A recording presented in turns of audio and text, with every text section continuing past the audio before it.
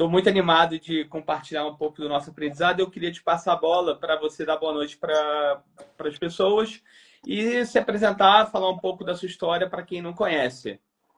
Boa noite, Claudião. Cara, que prazer estar aqui conversando contigo nessa live. Eu sou Gustavo Ferrari. Sempre me pergunto, eu sou um vendedor, né, com muito orgulho. Minha família toda é do comércio, vamos falar assim, né? Então isso está no meu DNA.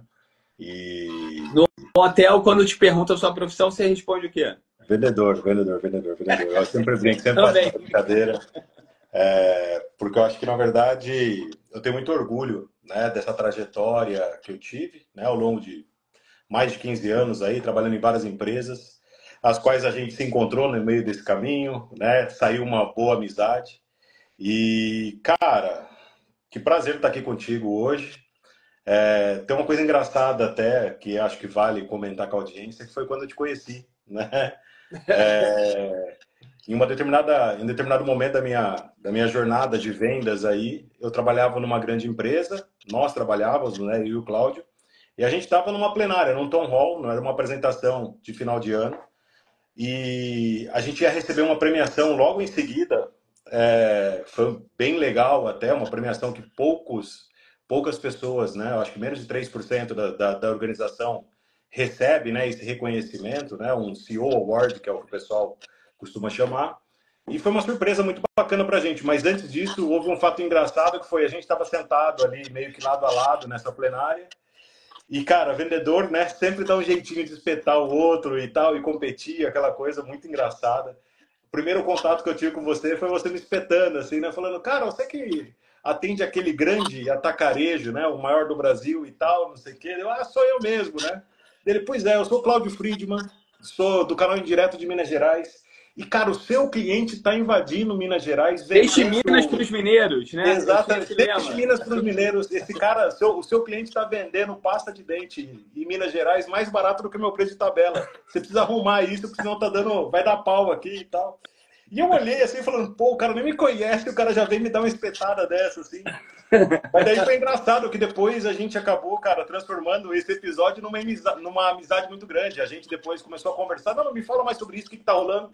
E a gente começou a criar uma parceria sobre distribuição, sobre venda, sobre, né, o comportamento, na verdade, da construção de projetos e planos em conjunto com os clientes, que até hoje, né, é papo para cerveja, é papo para business case de trabalho, e isso que a gente está fazendo na live aqui, a gente faz fora também, no nosso tempo livre, e é sempre um prazer. É. Não, essa história tem até uma história correlata, porque eu fui tirar essa cutucada porque eu não tinha, eu não ia muito para São Paulo, né? Que é onde você ficava, onde era a sede da empresa. Exato. E essa premiação, uma premiação super importante, um orgulho de ter ganho o CEO Award, é, eu não sabia, era para ser uma surpresa. Então, como que a minha chefe ia fazer para eu ir para São Paulo sem eu saber, né? Então, Exato. ela inventou com um diretor, um gringo, nosso amigo, né? Aham. E, e ia ter uma reunião comigo. Cara, eu estava muito ansioso para ter essa reunião, porque ia ser um momento de eu expor minhas ideias. Tinha um monte de piloto que eu estava fazendo em Minas Gerais com ele e tal. E eu estava querendo avançar nesse sentido. Aí eu cheguei para ele e falei assim, cara, vamos fugir desse Tom Hall, cara. Ir para reuniãozinha em hotel, Vamos falar de fazer distribuição, vamos conversar pô, sobre assuntos que me interessam. Pô, vamos esticar essa reunião aqui, bora passar a tarde inteira. Porque eu tenho os resultados dos pilotos, eu quero te mostrar. Provar os Cara, acabou que eu não tive conceitos. reunião nenhuma, né? Pô? Ele me enrolou até a hora do Tom Hall. Aham. Fomos pro Tom Hall. Aí eu encontrei você e falei assim, poxa, é a oportunidade para eu resolver o problema do creme dental, do PEC Leve 12 Pag 9. Cara, não perca a Nunca perdeu oportunidade, a né? viagem, Eu né, fui logo Thiago? cedo. Ô, Cláudio, nunca perdeu a viagem, tá certo. Mas, Gustavo, você hoje está como diretor de desenvolvimento de negócios, Revenue Growth Management, se eu não me engano, Isso. Go-to-Market. Tem Sim, é umas uma carreira siglazinhas ali, mas em linhas gerais, assim, tentando explicar, né? Bom, a gente teve essa experiência trabalhando juntos, foi maravilhosa. Nos últimos 2 anos eu trabalho na Danone, né? E dentro da Danone, eu estou tendo uma experiência, mesmo eu sendo um vendedor, eu estou tendo uma experiência de trabalhar na parte de dentro, né, no escritório. Então, hoje, as atribuições que cabem a mim, eu tenho um time muito grande dentro da Danone, eu sou responsável por toda a área de go-to-market, então como que a Danone vai ao mercado, a gestão com os distribuidores, entender de fato qual que é a pegada, né, a cobertura, o que, que se espera desses distribuidores. Também cuido da parte de Revenue Growth Management, que, cara, basicamente é o pricing, né, que o pessoal conhece. Então, as tabelas de preço, a gestão das promoções, a gestão da receita, né, o como ela entra para dentro da companhia, o como de fato eu construo, né, uma relação mix-volume mais favorável para que de fato a gente consiga olhar para a perseverança da empresa no longo prazo. E também operações de vendas. Danone, como todo mundo sabe, é uma empresa que é sinônimo da categoria de iogurtes. Nós não vendemos somente iogurtes, também temos aí um vasto portfólio de nutrição especializada, desde a pediatria até a nutrição hospitalar, vamos falar assim. Mas iogurte é uma grande parte do negócio. E iogurte, por ser perecível, requer uma, digamos assim, um cuidado a mais, uma granularidade a mais. Então, a gente tem hoje um grande departamento de administração de vendas, de operações de vendas, o qual eu também sou responsável e a gente trabalha ali exatamente na entrega do forecast, na entrega, né, para garantir que o produto chegue até a loja, porque eu não entrego num CD do cliente, eu entrego loja a loja mesmo, são mais de 6 mil lojas hoje a nível Brasil, mais distribuidores, né, que daí tem o segundo elo aí de entrega, então é bastante complexo. A Danone é a única empresa de iogurte no Brasil hoje que atende todas as regiões, todos os estados. Então nós temos competidores geralmente regionais, a gente tem aí um grande competidor nacional que aglutina todas as marcas, mas ele atua em cada região com uma marca e na região norte ele não chega tão bem lá e eu tô lá para poder oferecer iogurte também nessa região mais remota. Então é um trabalho bem bacana aí, Super bem massa. interessante. Entrega Danoninho de barco. Sim, entrega da linha de barco, exatamente. Ah, Ou de muito avião, legal, né? cara. Dependendo de como vai o negócio. Eu tenho certeza que a gente pode fazer muitas outras lives que vai ter assunto e Com certeza. tema para a gente falar. E me chama a atenção, é um assunto que eu adoro, né, cara? Aham. Eu cheguei a iniciar uma tese em teoria dos jogos, né? Isso Por é conta animal. de preços e promoções. Mas, enfim, eu não defendi essa tese, mas essa parte de promoções me interessa muito. Sim. Então, eu queria até jogar para a plateia Aham. e jogar para a plateia quatro dicas muito básicas para você fazer promoções de eficiente. Aí eu jogo a bola para você complementar com um monte Perfeito. de coisa interessante. E aí a gente vai trocando uma bola só para dar uma aquecida aqui, né? Ok. Assim, regras básicas para uma promoção eficiente que eu aprendi na prática, né? Primeiro, para você fazer uma promoção, para ela ter uma eficiência, você tem que saber qual que é o seu objetivo da promoção. Senão, como é que você vai saber qual que é a eficiência? E assim, fazer volume pode ser um objetivo. Aí Sim, você mede pelo volume. exato. Mas, se você quer trazer rentabilidade e você vai ficar olhando só a quantidade de unidades vendidas, aí fica Exatamente. misturado, né? Fica bagunçado. Então, definir o objetivo da sua promoção para Uhum. você entender qual a mecânica, qual é o item, o que você vai fazer, às vezes até o canal. Né? Uhum. Uhum. Definir a promoção. Cara, garanta a visibilidade desproporcional na loja. O seu produto tem que aparecer. Não adianta você chegar e negociar uma promoção bacana, assim, matadora. De que adianta você dar o desconto e ninguém fica Ninguém sabendo? Não é assim tá que funciona sabendo, hoje?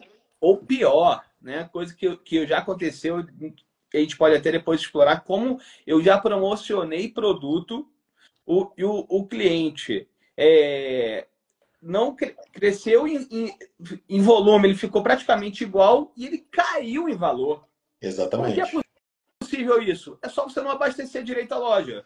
Porque Exato. o que tem vai vender, né? Vai vender mais barato você tiver Exatamente. uma oportunidade de correção de Aham. preço, que foi o caso, né? E, cara, você vai vender praticamente a mesma coisa, vai crescer um pouquinho, óbvio, mas em valor vai cair.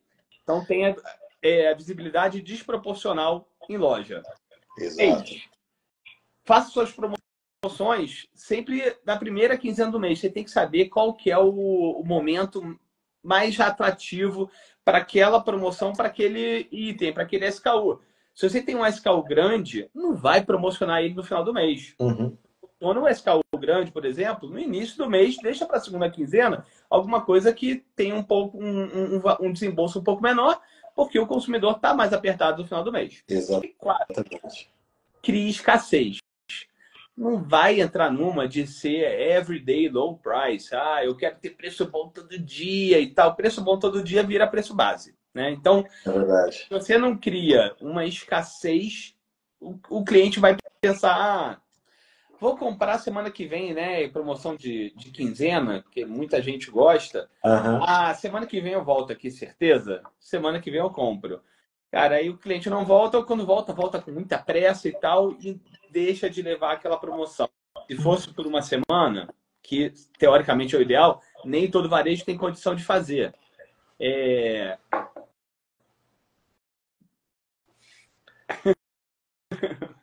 Eu não entendi uma pergunta que foi feita agora Uhum. pelo Fábio Vez. Sim. Você acha correto o VPC? Como evitar? Fica essa pergunta no ar.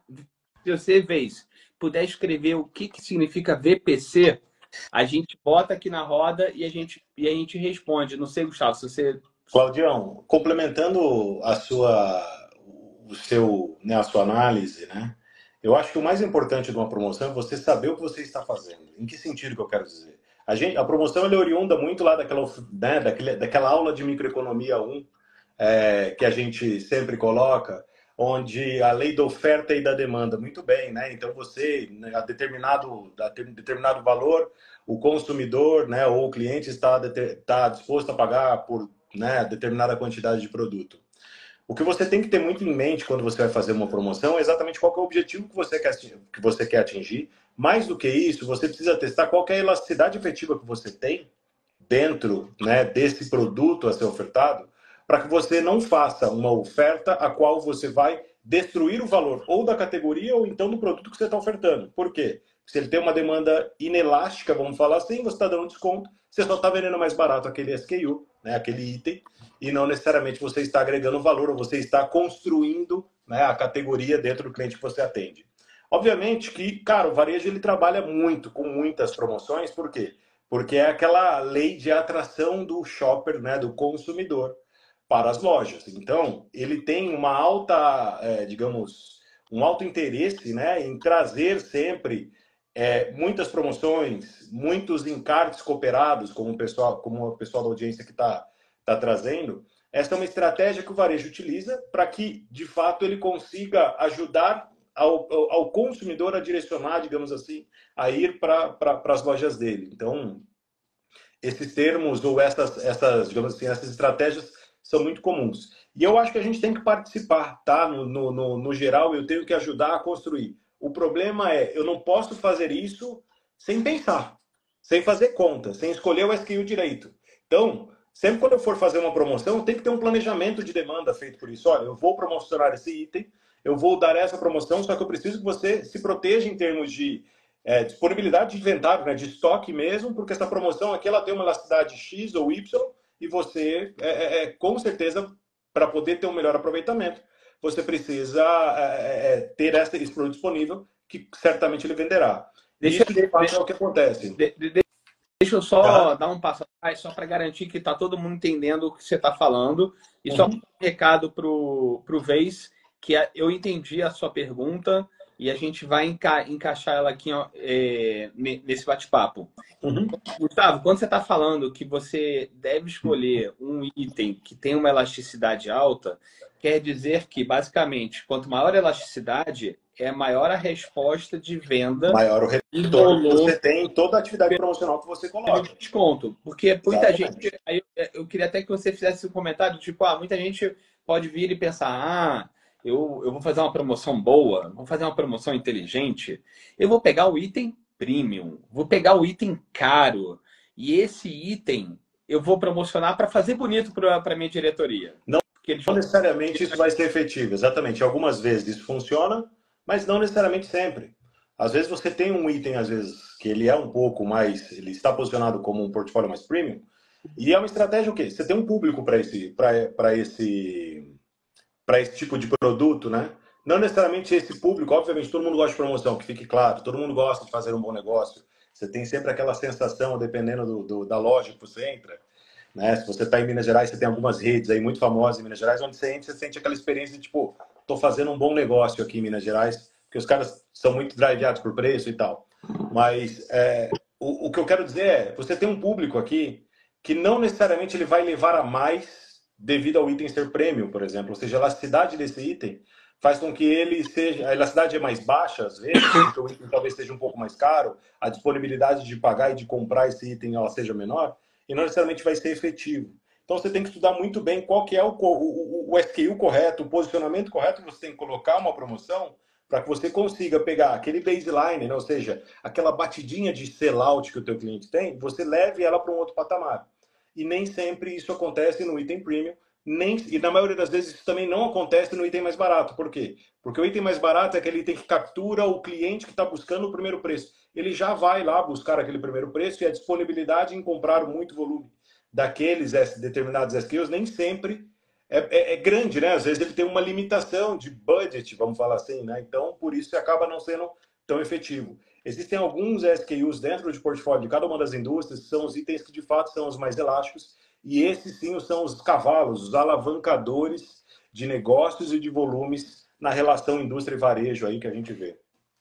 Entendi. Então, o que você está dizendo é o seguinte: se eu tenho os extremos, a gente tem que tomar cuidado. O item mais caro e o item mais barato. Nem toda categoria, obviamente, né? A gente está generalizando aqui, fazendo um disclaimer, né? A decisão de preço sempre é do cliente, que fique claro. Sim. Mas assim, o item de maior valor agregado e o de menor valor agregado. Vamos Exato. Forma. Exato. Esses extremos a gente tem que tomar cuidado, porque provavelmente vai ter um público que vai comprar ele por algum objetivo. Exatamente. O objetivo é ter preço. Uhum. O mais caro, provavelmente, é ter maior valor agregado. Sim, exato. E aí, se você vai promocionar, né, o item, principalmente tomando cuidado, né? Fazer promoções profundas no item mais caro. Será que o consumidor de item premium, item de maior valor agregado, vai realmente se estocar? Vai fazer assim na prateleira se você der um desconto muito profundo? Talvez não. E geralmente eu acho um pouco provável, a não ser que seja aquele saldão, sabe? Onde o cara tá falando de uma promoção assim, ridiculamente barata, 70% off e tal, mas assim, hoje, no portfólio de produtos que nós estamos acostumados a trabalhar, que é, né, essas grandes empresas, a relação entre indústria e o varejo alimentar, varejo farma, né, que a gente trabalha aí usualmente, né, o setor de FMCG que a gente fala, a gente não vê quase isso. Você vê isso às vezes em roupas, em outros segmentos, vamos falar assim. Mas nesse segmento que a gente atua, cara, dificilmente você vai ver uma promoção com 70% off. A não ser que seja um produto que vá vencer amanhã, por exemplo, algum produto assim muito com a data muito comprometida e que daí o varejo, né, ou a indústria está ali muito mais preocupado em ganhar alguma coisa ou perder, né, o mínimo possível, sei lá, do que de fato promocionar esse item para vender mais, né? São outros os... Mas não precisa ser profundo no consumo rápido, né? Um leve 3, pague 2 já é uma coisa de profundidade. É uma promoção bastante agressiva já hoje em dia, quando a gente olha, né? E assim, só fazendo uma conta bem burra, você provavelmente, se você não vender 3 vezes mais do que você costuma vender, tá? E depois a gente pode fazer essa conta juntos. Sim, essa curiosidade me chama. Você não vai fazer mais dinheiro. Você vai muito mais. Aí tem que entender qual que é o objetivo da sua promoção. Se é fazer mais dinheiro, cara, não é assim que você vai conseguir. Ah, eu quero ganhar market share na força, na marra. Beleza, aí pode justificar. Mas eu quero voltar agora para a pergunta da audiência. Ok. O Veiz, né? Ele perguntou, Fábio Veiz, perguntou assim: a tal da verba comercial, né? Que a gente sabe, né? A gente na mesa de negociação vai ter verba de visibilidade, por exemplo, vai ter uma verba de encarte, quem sabe que não é o custo do encarte. Às vezes tem varejo que cobra até para você cadastrar itens. Sim, né? Sim, verdade. eu diria o seguinte, e aí, Gustavo, você complementa. Aham. Olha, eu não me atenho a comentar se é certo ou se é errado, mas é uma prática de mercado. Sendo uma prática de mercado, pelo menos cobrar visibilidade ou algum nível de verba, porque eu acho que a verba de cadastrar produto eu já acho demasiado. Mas alguma verba de visibilidade é uma prática de mercado. Se é uma prática de mercado, a gente tem que entender, né? O que precisa ser verdade para o varejo, o que precisa ser verdade para o distribuidor ou para a indústria. E aí é conversar, falar assim, olha, você precisa desse preço, dessa verba de mais o quê? Da logística de entrega loja a loja ou da logística de entrega de um Eu, recebimento de dias. Tudo é custo, né? Então, o que exato. você precisa? O que eu posso te dar? É isso aqui. O que a gente pode chegar em termos comuns, né? Ah, você vai precisar dessa verba? Tudo bem. Dá para você receber mais quantidade de uma vez só para não ter que ficar fazendo tantos suprimentos? Em vez de entregar loja a loja, posso te entregar no CD? E aí vem a parte das contrapartidas. Mas fugir da verba promocional é muito difícil. Eu tenho duas reações em relação a esse tema. A primeira delas é sempre perguntar o porquê, ou tentar entender qual que é o motivo do cliente, do varejista, estar te cobrando uma determinada atividade promocional e tal, mesmo sabendo que isso é padrão hoje. Cobrar enxoval. Cobrar enxoval Exato. dos pequenos. Do outro lado, o que a gente precisa ter muita clareza sempre é, quando você olha uma operação de varejo hoje, ela é uma operação analisando um balanço das grandes empresas que estão aí com, né, o faturamento aberto, empresas públicas. Você tem aí um Grupo Carrefour, o GPA, Açaí, Cencosud, você tem várias empresas hoje aí listadas, né, com informações públicas para a gente conseguir ver. Você consegue entender que o capital imobilizado é muito alto, sempre, ou seja, eles têm um alto custo de operar. Você montar uma loja de supermercado hoje não é algo barato, tá?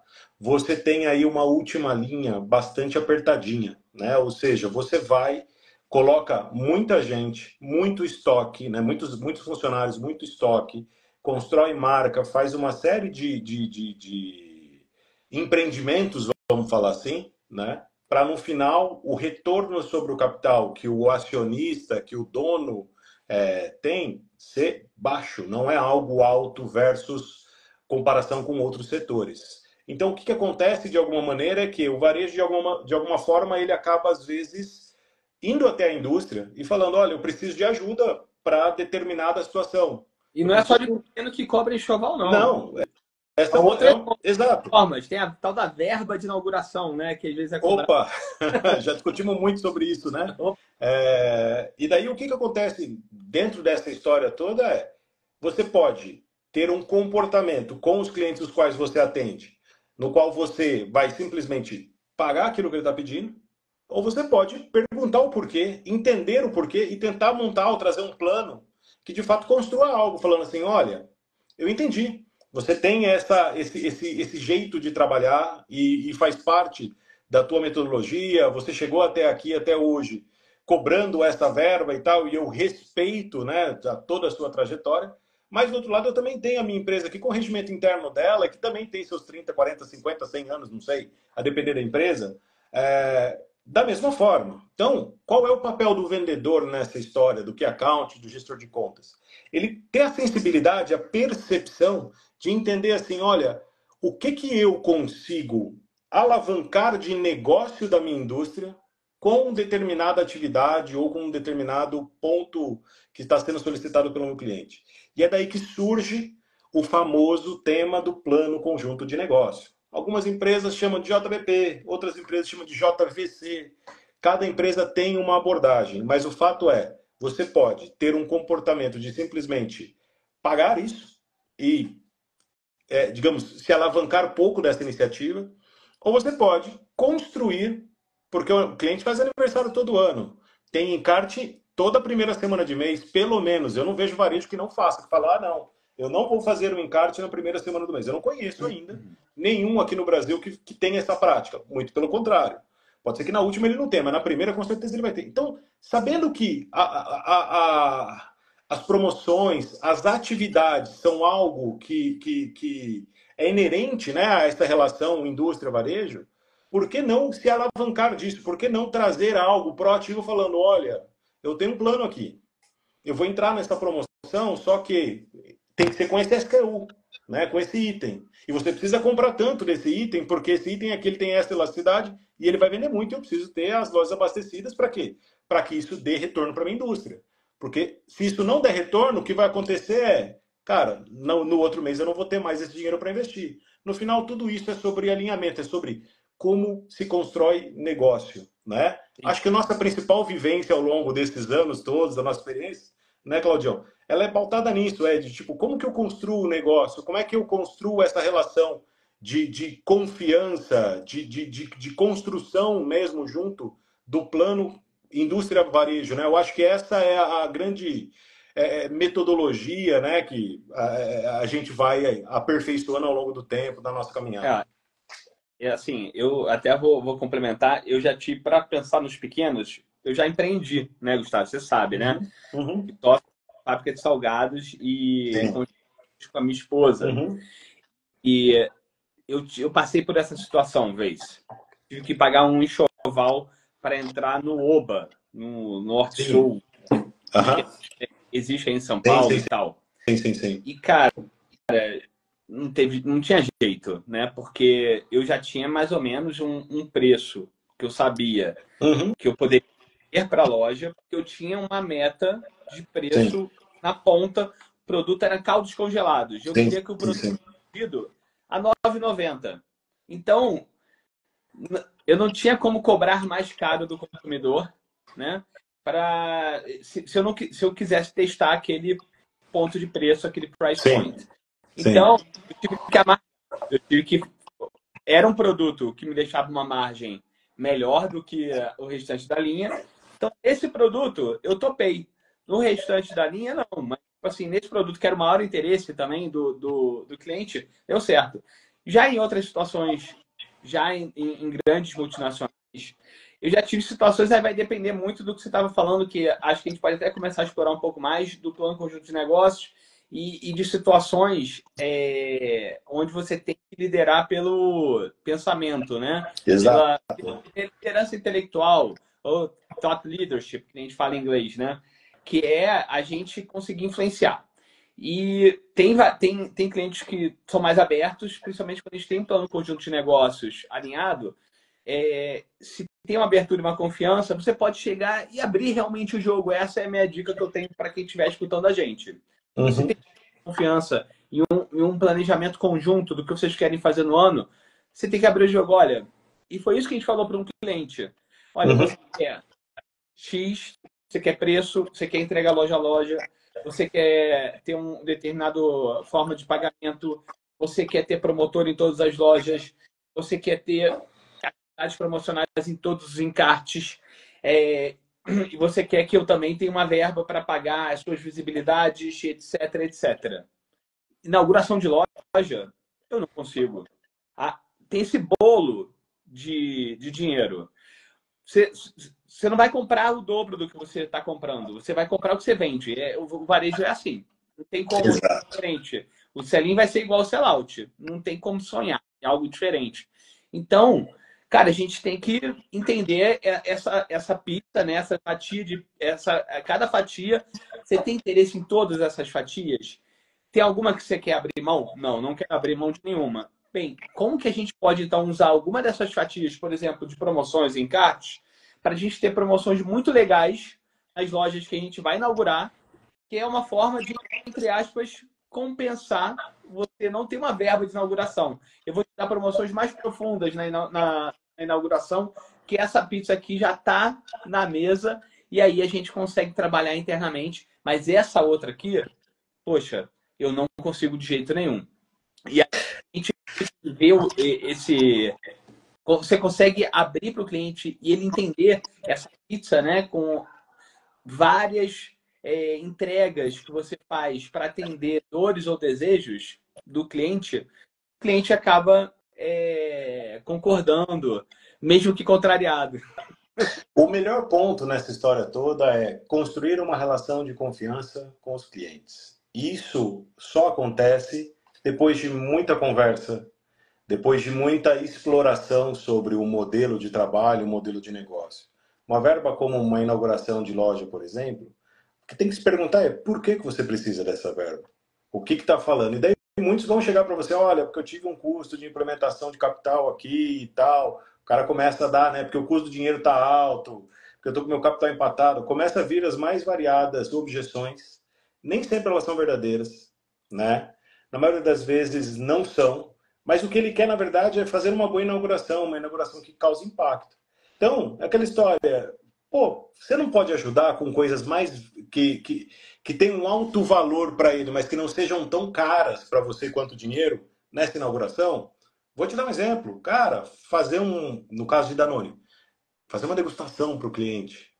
Ou nessa inauguração, fazer uma promoção um pouco mais agressiva para chamar, né, digamos ali, os consumidores para aproveitar, para conhecer aquela loja e comprar o seu produto. Tem outras formas de você conseguir chegar num acordo com o teu cliente e todo mundo sair satisfeito, sem você necessariamente simplesmente assinar o cheque, assinar o cheque, assinar o cheque o tempo inteiro. E é o que eu sempre digo para os meus times, né? Eu falo, olha, quem não tem boas ideias, quem não está próximo do cliente, quem não estuda sobre o que é sucesso para o cliente, assina o cheque. É o que vai sobrar para você, é pagar a conta. Quem não tem Então, ideias paga mais caro. exatamente. Então, o que a gente tem que ter clareza sempre é, olha, existem produtos que o cliente tem para a indústria que para ele não são caros, mas que são valiosos para a gente da indústria. Do outro lado, também tem produtos, que eu não estou falando de produtos que eu vendo, mas que são, né, valiosos para o cliente, mas que para mim já está no meu custo fixo, eu já tenho essa capacidade instalada. Vou dar exemplo: espaço na loja, um ponto extra, por exemplo. É algo que hoje o varejo costuma comercializar, por exemplo, com as indústrias. Ó, você quer um ponto extra, custa X, você quer um display, custa Y, e por aí vai. Só que ele pode, numa negociação, por exemplo, falar, olha, tipo, a hora que você chega num... Beleza, cara, eu te dou isso aqui, mas você vai ter que... Não, isso aqui eu não consigo pagar. Não, beleza, eu dou isso aqui para você se você me der essa determinada promoção. E o cara vai lá e alinha com o gerente da loja e fala, olha, eu estou fazendo essa promoção, porque essa promoção vai trazer gente para sua loja, vai trazer tráfego para sua loja, eles vão vender muito, vou acreditar no projeto da empresa X, da empresa Z, né? Então, dessa forma, você vai, de alguma forma, construindo o plano em conjunto com o cliente. Do outro lado, a gente também tem, como indústria, várias dessas atividades valiosas para o varejo, né? Uma ação de trade marketing, um projeto de degustação, Promotor. uma promoção, a atividade do promotor per se, porque o que acontece é que a gente sabe hoje o quanto isso é vital para o sucesso do posicionamento lá na gôndola, né? A gente tem aí vários efeitos fora do país, inclusive de países onde não tem essa atividade do promotor tão bem difundida, o quanto o visual merchandising fica afetado. Você vai para os Estados Unidos, por exemplo, cara, você vê claramente, existe um planograma, existe gerenciamento de categoria, mas só do fato de eu não ter o promotor na loja, eu vejo a experiência de compras fica prejudicada, porque eu vejo vários produtos furados na gôndola. Eu não tenho ninguém ali puxando frentinha, ajustando, abastecendo a mercadoria quando ela acaba. Então, Devo...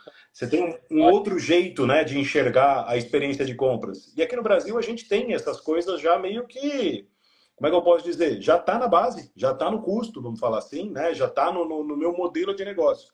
Muito bem. O cara valoriza isso do outro lado. Então, você construir um plano é muito sobre isso, é de você juntar aquilo que você tem de mais forte, o cliente também trazer isso para a mesa e vocês junto criarem uma estratégia que de fato vai fazer o seu produto vender muito e o cliente também vender muito, né? Então, acho que é sobre isso. Falando do plano conjunto de negócios, né, é o que é uma das grandes diferenças.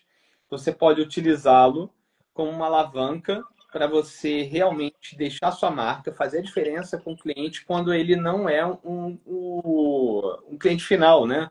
Porque quando você tem uma contraparte que é uma empresa, né, cara, você realmente só vai conseguir vencer se o cliente estiver engajado. Quando o cliente Exatamente. ele não faz. Então, não adianta você trazer as melhores planos ou promoções em produtos que o cliente não quer nem cadastrar, às vezes. Entendeu? Então, Verdade. o cliente, por exemplo, te joga uma pergunta: o que você prefere? O cliente que te diz muito não, mas quando ele diz sim, ele faz, ou aquele cliente que diz sim para tudo? E na prática, você Na sabe como prática é. não cumpre, você quer dizer? Quem diz sim para tudo é como dissesse não para tudo também, né? Eu acho que A banalização do sim, ela é preocupante, porque muitos dos clientes que a gente tem aí da nossa experiência, que falam que vão fazer tudo, depois você vai ver a execução, ela não se concretiza, a pessoa acaba não tendo muita autoridade, às vezes, para executar determinado plano que está alinhado contigo, e daí a estratégia fica muito prejudicada, porque as promessas não são cumpridas, né? E daí, com isso, fica difícil serem renovadas. A gente já teve aí algumas experiências, né, Claudio? Nós dois juntos trabalhando aí, de alguns clientes que não são nada fáceis, mas todos eles muito francos com a gente. Quando eles falavam aquilo que eu vou fazer, eu vou cumprir, e aquilo que não dava para ser feito, simplesmente muda, tira da pauta, isso não vai acontecer.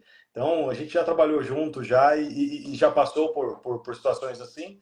Eu confesso que eu prefiro um não plausível do que um sim elástico. Vamos trabalhar dessa maneira. é, Um não por isso, aquilo e aquilo outro, do que um sim muito, beleza, manda aí, vou ver o que vai acontecer, e depois um problema maior ser causado por um desalinhamento, por uma mudança de ideia, por a pessoa dar para trás, né, como a gente diz aí, né, sim. no dia a dia. Assim, na prática, Gustavo, pensa você. Os clientes que te disseram, né, na sua carreira, na sua história, mais não do que sim, proporcionalmente. Mas os sim que você conseguiu foram importantes, você com certeza deixou muito mais marcas ali do que o cliente que dizia muito sim, mas as coisas que você realmente precisava, ele acabava dizendo não. Exatamente. Ou quando dizia sim, era aquele sim frouxo, né? Elástico. Caros amigos varejistas que devam estar assistindo essa live, eu não estou falando que tem que ser todo mundo linha dura, é muito longe disso. Mas o que a gente está dizendo é que um não com fundamento, com certeza, ele faz com que a parceria seja elevada, né? Ou seja, ele é muito mais pedagógico para o time do que um sim sem compromisso, né? Então, acho que é mais ou menos aí que a gente está. Ó, a gente já passou da metade da live. Eu vou encaixar, já que a gente está falando de plano de negócios, promoções, vendas, etc. Eu não posso deixar de falar da minha mentoria, que eu anunciei essa semana, depois de mais de 20 anos trabalhando em multinacionais e até empreendendo. Resolvi fazer um projeto ousado e diferente. Mentoria de vendas, negociação e plano conjunto de negócios na prática. Uma metodologia comprovada, porque plano conjunto de negócios, Gustavo, me corrija se eu estiver errado. A gente pode até ter tido alguns treinamentos, mas eu nunca recebi um passo a passo, um manual, Concordo como com você. fazer cada etapa, o que você precisa fazer, porque é difícil fazer isso. Porque tem muitas competências de vendas que estão ali atreladas no guarda-chuva do plano conjunto de negócios. Então, através de um treinamento, ou muitas vezes através de um manual, teria que ser uma bíblia. Então, quando a gente. Daí que eu tive o insight. Poxa, o que um gerente de vendas ou um executivo de vendas hoje no mercado ele precisa? Ele precisa entregar suas metas, bater o seu variável e muitas vezes todo vendedor é ambicioso, quer almejar uma promoção ou quer almejar escolher onde vai trabalhar. Para fazer isso, não vai ser você fazendo proposta de volume. Não vai ser você transacionando e até entregando suas metas e garantindo seu variável. Mas se você não deixar sua marca no seu cliente, e eu sei que nos clientes que eu passei, que você passou, nós deixamos as nossas marcas, Com certeza. Deixa um legado, isso né? que faz a diferença. E para isso, o plano conjunto de negócio é a melhor ferramenta, porque você alinha o que realmente importa para o cliente e o que é interessante para você também, como distribuidor ou indústria. Quando você une as duas coisas, você tem esse engajamento. Então, a mentoria está lançada, vai ter uma aula grátis em fevereiro, que eu ainda vou anunciar a data, falando sobre vendas, negociação e plano conjunto de negócio, que vai ser uma prévia do que vai ser essa mentoria, que eu estou muito animado, Gustavo. Claudio, eu fico muito feliz de estar participando dessa live hoje e de estar sabendo dessa notícia. Você é a pessoa que eu conheço que tem maior autoridade nesse assunto. Acho que você tem aí uma experiência de mais de 20 anos de trajetória, vamos falar assim, em diversos setores, até empreendendo, como você falou, né? Ou seja, você já esteve do outro lado. E é muito importante você saber aplicar essa metodologia, né? Junto à sua vivência, junto a tudo aquilo que você testou. Acho que esse conhecimento ele é muito importante para as pessoas que estão entrando agora nesse segmento. Existe um mito hoje que a gente precisa desmitificar ou desmistificar, vamos falar assim, que é o vendedor, que é aquele vendedor que vende para o consumidor diretamente, e daí ele acaba tendo muito ele acaba chegando, né, tendo um approach muito para fatores intangíveis que tocam o interlocutor daquela negociação para a conversão de vendas. E existe uma enorme diferença da gente que cuida de negócio, que constrói negócio com o cliente, esse negócio indústria e varejo.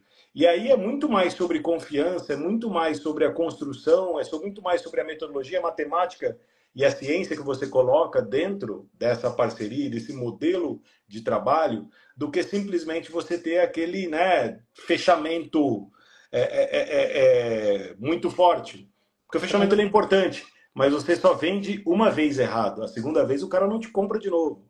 E o grande ponto na maioria das vezes a gente está toda semana batendo no cliente, trazendo uma ideia nova, vendendo, né? Ou seja, administrando o negócio em parceria com o comprador. E daí é muito importante você saber como operar, ou como trazer, né, de fato, essa construção de plano de conjunto de negócios para a realidade.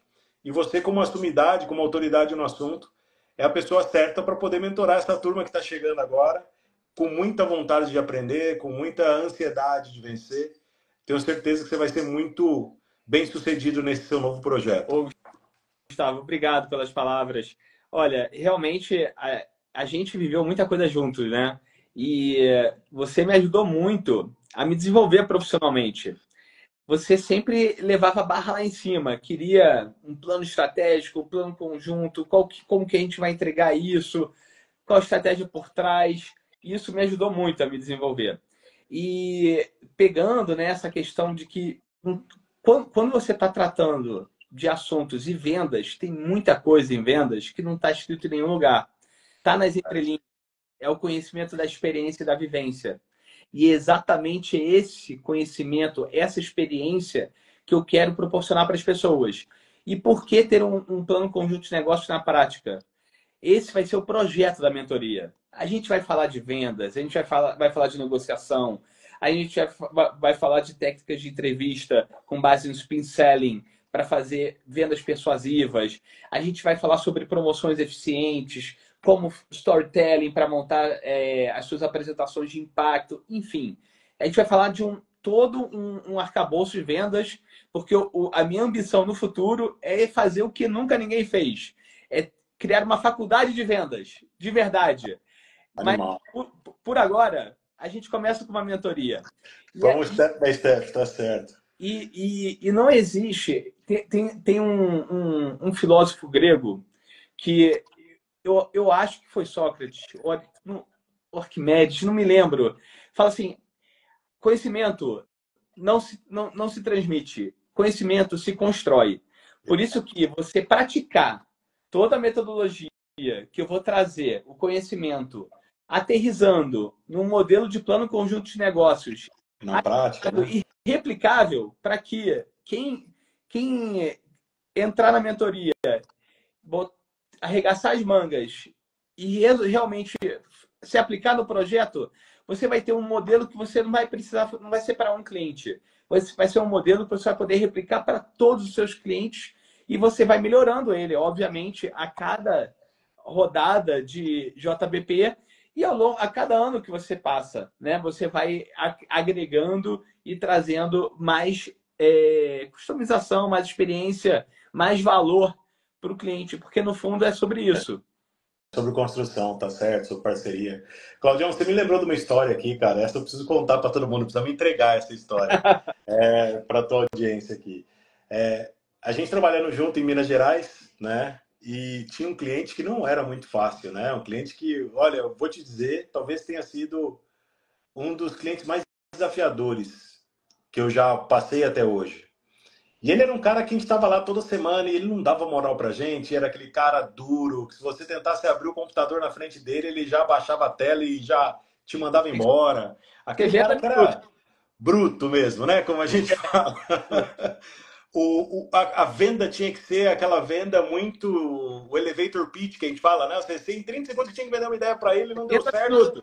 Você tentava mais uma, mais duas, já era, perdeu seu tempo, perdeu sua oportunidade, tchau, vaza, e era muito assim. E a gente nessa jornada de querer conhecer ele mais, até para poder ser mais assertivo nas propostas e tal, a gente levou um tempinho aí, não foi um negócio fácil, não foi uma jornada fácil. Acredito que quando a gente assumiu ali, a gente assumiu mais ou menos parecido, né? Eu fui para Minas trabalhar junto contigo, você também fez uma mudança de cadeiras ali, você foi para o canal direto, depois de muitos anos no canal indireto. Cara, a gente ficou aí, sei lá, eu imagino que uns 5, 6 meses aí nessa jornada de conhecimento e de construção de confiança para que de fato a gente tivesse um plano conjunto de negócio efetivo com o cliente. E daí eu me lembro de uma situação, cara, ele não o falava Sami, inclusive... o que queria, né? Ele não falava, não deixava claro, mas o Sami... Cara, todo ano ele dizia a mesma coisa. Exato. Sempre era evasivo e tal. Mas a gente tinha um chefe, que era o Sami Calderon, um abraço pro Sami, inclusive, e o Sami tinha marcado uma viagem para Minas Gerais para conhecer, ou para... Não era bem para conhecer, mas para visitar os nossos clientes com a gente. E o tempo tava correndo contra a gente, vamos falar assim, né? Aquela pressão de tempo do, pô, bicho, mas eu não tô engajando, as coisas não estão acontecendo e tal, não sei o quê. E você tirou uma ideia da cartola, cara, que foi de uma sensibilidade que eu jamais tinha visto. Eu fiquei depois falando, caramba, esse cara é F, sabe? Porque o que aconteceu foi que você, de uma maneira muito estratégica, você bolou as perguntas que a gente precisava fazer para entender de fato quais eram as verdadeiras objeções do cliente, o que o cliente queria, que ele não conseguia deixar isso muito claro para a gente. Quase que num teatrinho. Você pegou eu e o Sami e você, a gente montou ali meio que, olha, essas são as perguntas que a gente precisa... exatamente, isso é que a gente precisa descobrir do cliente. Tá? E essas são as perguntas que vão ajudar a gente a chegar, de fato, nessa informação. Só que se eu fizer todas essas perguntas, ele vai mandar a gente embora. Se o Gustavo fizer também, Sami, também você, tipo, se você ficar conversando e tal.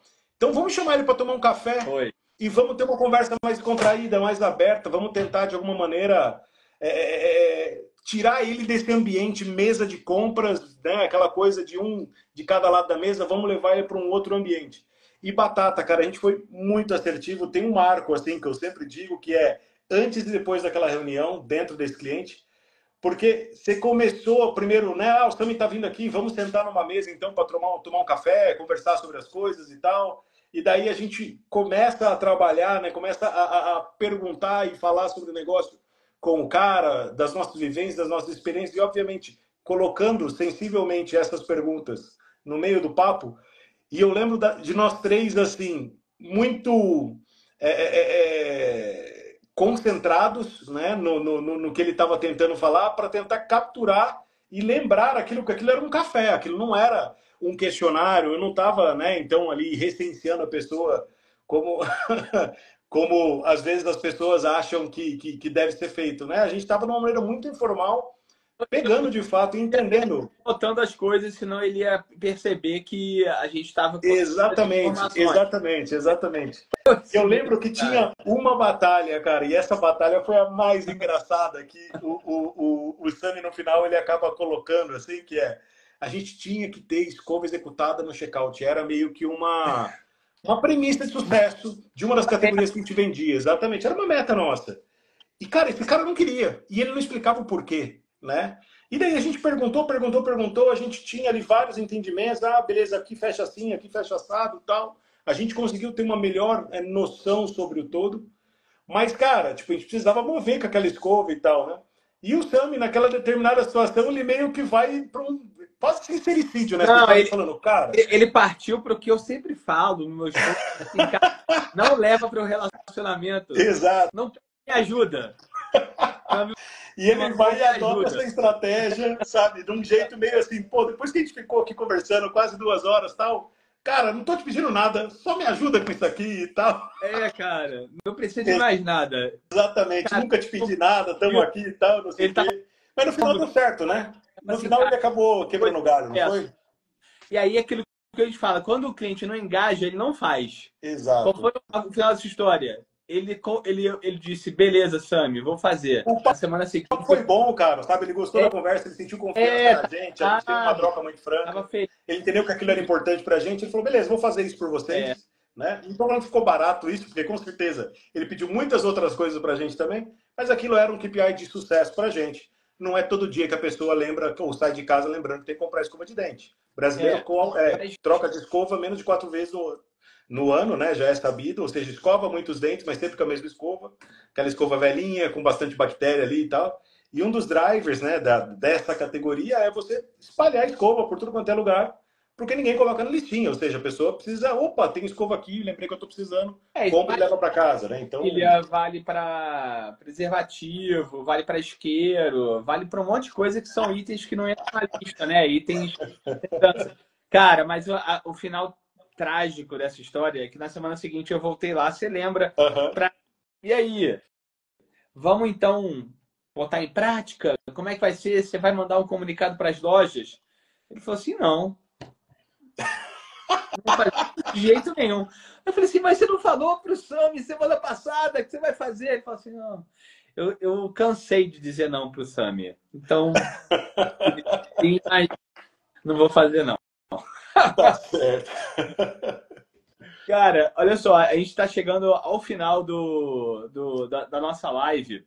Eu quero fazer uma brincadeira, mas antes dessa brincadeira, quero uma brincadeira. Passa rápido, hein, cara, a nossa conversa, hein? Passa rápido. Eu queria te convidar a fazer só um overview de como que foi o ano de 2024 para o varejo, na sua visão. Que pela conversa que a gente teve, era tudo para ser um ano maravilhoso e no final das contas foi um ano difícil. O ano de 2024, para a economia no geral, não foi um ano muito favorável, né? Todos nós sabemos. Existia ali uma esperança do aumento da renda da população, o que de fato a macroeconomia diz, né, que aumentou, mas o gasto, né, ou seja, o consumo no varejo, ele não aconteceu conforme a expectativa dos varejistas, né? Ou seja, ele aconteceu, mas não no mesmo patamar de expectativa que eles estavam esperando. A renda ela acabou, né? O consumo acabou sendo migrado, né? A gente tem aí um efeito muito grande hoje, que inclusive o governo agora está tentando regular, que são os efeitos das bets, que acaba de alguma maneira tendo. Impressionante, né? Exato, tem uma canalização muito grande disso. E Impacto também o consumo fora de casa que só aumenta no Brasil, né? Então, vale dizer que as pessoas cada vez mais para fora de casa, consumindo, almoçando fora de casa, passando mais tempo fora de casa, ainda mais nesse retorno, né, pós esse período pandêmico, você vê várias pessoas agora começando a trabalhar mais tempo fora, né? Ou seja, todo mundo voltando para aquele normal que existia pré-pandemia. O que acontece é que, de alguma forma, o resultado esperado não necessariamente aconteceu com todas as redes. Então, a gente teve aí vários fenômenos de aquisição ao longo desse ano, que foi um fenômeno que a gente viu acontecer bastante. A gente também teve, principalmente olhando para as empresas públicas ali, algumas frustrações em relação a algumas entregas, alguns targets que eram esperados e que não aconteceram.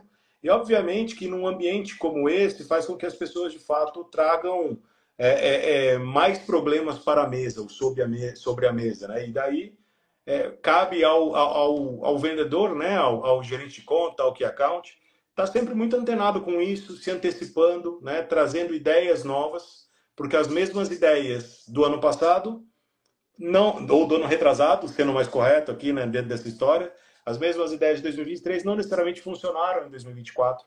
E daí houve muito de se reinventar, né? De trabalhar de uma maneira diferente, principalmente no segundo semestre do ano.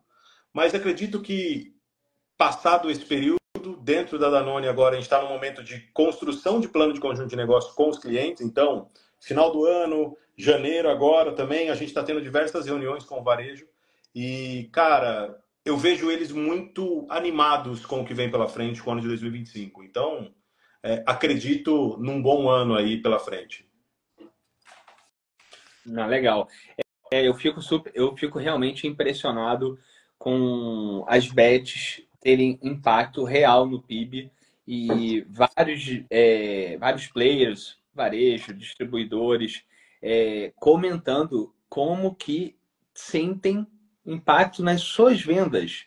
Então, assim, é super curioso e o pessoal usando Bolsa Família, né, para jogar nas bets. Usando a renda que tem, cara, eu não julgo, né? Assim, o Bolsa Família, isso, aquilo, mas na verdade usando a bolsa, usando o dinheiro que ele tem, né? Então, tudo que ele tem, né? Mas exato. Isso, é usar tudo que tem. Exato, exato. Chegando a ponto de entrar na parte mais crítica do Bolsa Família e usar isso para bet. É um assunto super interessante. Então, para a gente fechar, vamos fazer aquela brincadeira que já virou uma tradição. Bora. Do Box 2, inspirado no pessoal do Fim de Expediente, que eles fazem o Box A3, aqui somos dois, faremos o Box A2. Eu faço algumas perguntas, duas opções. Se for muito ruim para você, qualquer uma, você fala com uma terceira. Algum dos convidados, uma terceira, para. Porque a ideia é que seja um quadro de curiosidades, para que quem está aqui até agora tenha esse bônus de conhecer um pouco mais sobre o Cláudio e sobre o Gustavo. Perfeito. Beleza? Vamos lá. Preparado? Preparado. Beatles ou Rolling Stones? Beatles. Rolling Stones. Sempre Beatles. Floripa ou Salvador? Salvador. Nordeste, meu país, cara. Gosto demais daquela região. Floripa. Corinthians ou Fluminense? Não tem nem o que falar, né? Corinthians, velho. Pelo amor de Deus. Apesar de que eu sou corintiano que vive de verde, cara. É muito maluco isso. Mas sou corintiano e vai Corinthians. Esse ano, gente. Aqui vai Flusão. Missão Impossível ou 007? Missão Impossível. Eu também, cara. 007 já ficou para outra geração, né? Barzinho ou restaurante? Cara, barzinho. Barzinho. Um belo happy hour, não troco por nada. Férias na praia. Prefere resort ou pousada pé na areia? Pousadinha, pé na areia. Eu também. Sou mais roots. Pousada pé na areia. Ásia ou Europa? Cara, Europa porque não conheço a Ásia, mas um dia chegarei lá, tenho curiosidade. Legal. Eu tô na Ásia. Minha lua de mel foi na Tailândia. Animal. Cinema ou Netflix? Cinema. Você sabe que antes dos filhos chegarem, cara, era meu programa de final de semana com a minha esposa. Todo final de semana assistindo um filminho. Sinto falta. A gente sente falta, eu também sinto essa falta. Mas eu fui ver, ainda estou aqui. Legal. Fica a dica. Legal. A dica de algum sábado que passou. Cachorro ou gato? Cachorro, cara. Cachorro. Cachorro, com certeza. Whisky ou cerveja? Cervejinha. Eu fico no whisky. Gustavão, cara, queria te agradecer. Imagina. Fechar agora essa live, são 9 horas da noite, 9h02. Foi muito legal. Poxa, ficaram alguns temas que eu queria ter entrado um pouco mais. Fica para a próxima. Bora. Gente, essa parte de logística de transporte da loja do Brasil inteiro me chamou a atenção. Admito que não é uma tarefa fácil. Eu não tinha essa perspectiva, que era loja a loja, e faz sentido, né? Imagino que o setor de sorvetes também deve ser tudo loja a loja. Essa parte refrigerada, né? Bem complexo, bem complicado. Enfim, muito interessante. Adorei.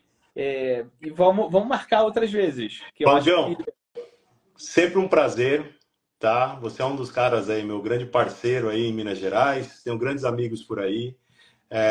Uma autoridade no que tange, né? Esse relacionamento entre indústria e varejo.